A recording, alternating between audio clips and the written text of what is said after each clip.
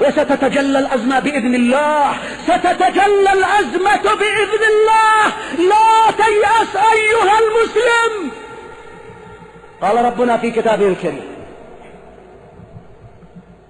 ألم نشرح لك صدرك ووضعنا عنك وزرك الذي أنقض ظهرك ورفعنا لك ذكرك فإن مع العسر يسرا، إن مع العسر يسرا.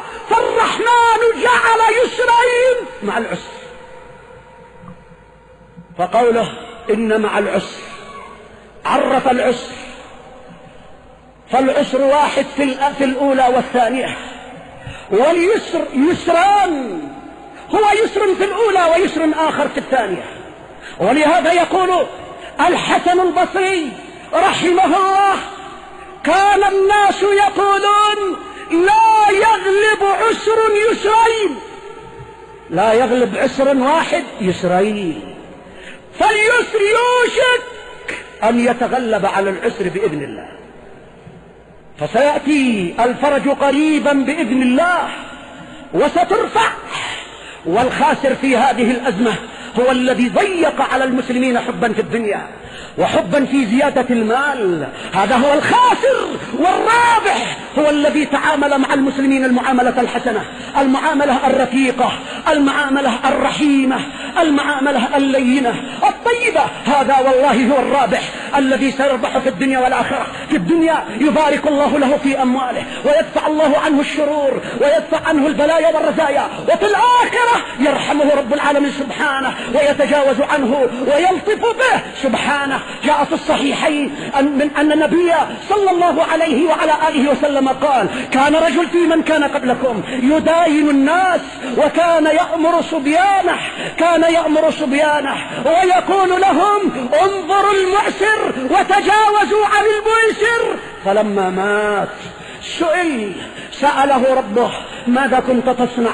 أي قال: لا شيء إلا أني كنت إذا داينت الناس أأمر صبياني أن يتجاوزوا عن الميسر وأن ينظروا المعسر. فقال الله: أنا أولى بهذا فتجاوز عنه. قال: أنا أولى بهذا، تجاوزوا عن عبدي. فغفر الله عز وجل له الذنوب. بسبب ماذا؟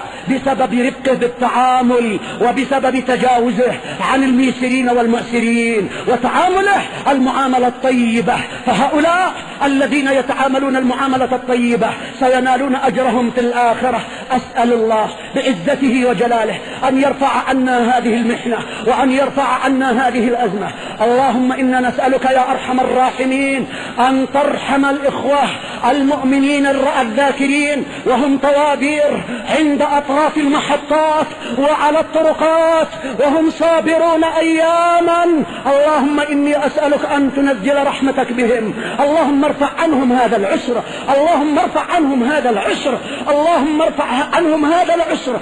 اللهم إن وكلتهم إلى خلقك وكلتهم إلى ضعيف، اللهم تولى أمرنا جميعا يا أرحم الراحمين، ولا تكل أمرنا إلى أحد من خلقك. اللهم ضاق الأمر بعبادك وهم ساجدون راكعون.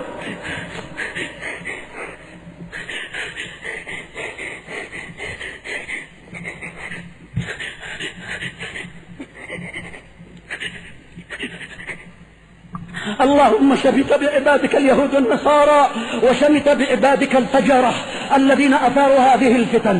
اللهم إني أسألك أن تنزل رحمتك بعبادك. اللهم ارحم المسلم وهو يذكرك علامة سيارته عند المحطة يعيش 3 أيام أو أكثر ينتظر قليلا من الديزل لإحياء زرعه. اللهم ارحمه وسخر له السماء.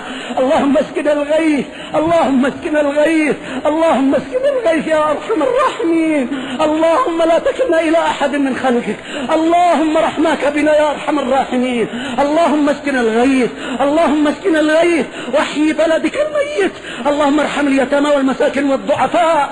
اللهم إنا عبيدك ونحن بين يديك، لا تؤاخذنا بذنوبك. اللهم إن ذنوبنا لا تضرك وإن طاعتنا لا تنفعك. أسألك بعزتك وجلالك لا تؤاخذنا تؤاخذنا بما لا يضرك، اللهم لا تمنعنا فضلك، اللهم لا تمنعنا فضلك، اللهم نزل الغيث على عبادك يا أرحم الراحمين. نسألك وأنت رب العالمين وأنت رب المستضعفين أن ترفع عنا هذا البلاء النازل بنا يا أكرم من كل كريم ويا أرحم من كل رحيم. فالكل عبادك، الطائع والعاصي كلهم عبيدك، أسألك أن تعفو عنهم وأن تتجاوز عنهم. اللهم آتنا في الدنيا حسنة وفي الآخرة حسنة وقنا عذاب النار.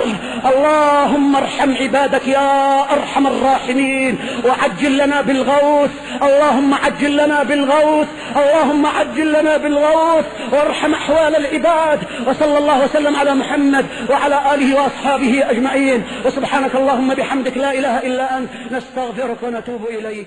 قدمت لكم هذه المادة من موقع علماء الدعوة السلفية في اليمن.